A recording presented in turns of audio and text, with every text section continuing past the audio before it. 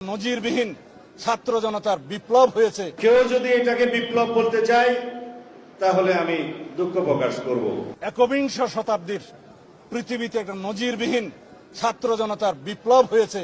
সেই বিপ্লবকে পৃথিবীর সামনে দেখিয়ে দিতে হবে। এই রক্তাক্ত বিপ্লবের মধ্য দিয়ে এই রক্তস্নাত বাংলাদেশকে আমরা প্রকৃত একটি গণতান্ত্রিক এবং আইনের শাসনের রাষ্ট্র বানাতে পেরেছি। স্বাধীনতা কোনো একক দলেরও হতে পারে না, কোনো একক ব্যক্তিরও হতে পারে না। এই মুক্তি, এই বিজয় আমাদের সকলেরই। কেউ যদি এটাকে বিপ্লব বলতে চায় তাহলে আমি দুঃখ প্রকাশ করব। এটা কোনো সামাজিক বিপ্লব নয়। আপনারা অবশ্যই অনির্বাচিত, সেটা প্রতিদিনই আপনাকে স্মরণ করিয়ে দেওয়া হবে। বিভিন্ন সময় বিভিন্ন উপদেষ্টা পর্যন্ত বক্তৃতা দিতে শোনা যায় জনগণ নাকি তাদেরকে 5 বছরের জন্য চায়।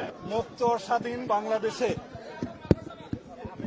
আমি প্রায় 9 বছরেরও বেশি সময় নির্বাসন থেকে আপনাদের মাঝে আসতে পেরে মহান আল্লাহর দরবারে শুকরিয়া আদায় করছি।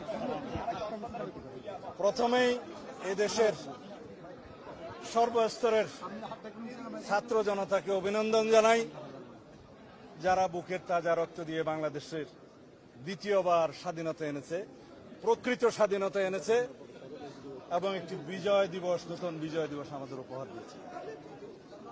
এই স্বাধীনতাকে, এই বিজয় দিবসকে আমাদের অর্থবহ করতে হবে।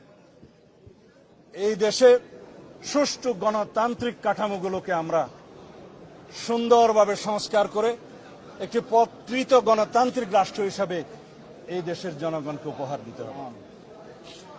এই দেশের জনগণ যাতে স্বাধীনতার, গণতন্ত্রের এবং এই বিজয় দিবসের সুফল ভোগ করতে পারে, সেজন্য আমি সর্বস্তরের জনগণকে আহ্বান জানাবো, আপনারা ধৈর্য ধরুন, আপনারা শৃঙ্খলা ফিরিয়ে আনুন এবং এই দেশে যে একটি একবিংশ শতাব্দীর পৃথিবীতে একটা নজিরবিহীন ছাত্র জনতার বিপ্লব হয়েছে, সেই বিপ্লবকে পৃথিবীর সামনে দেখিয়ে দিতে হবে।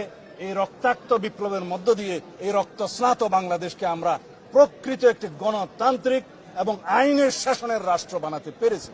কেউ যদি এটাকে বিপ্লব বলতে চায় তাহলে আমি দুঃখ প্রকাশ করব।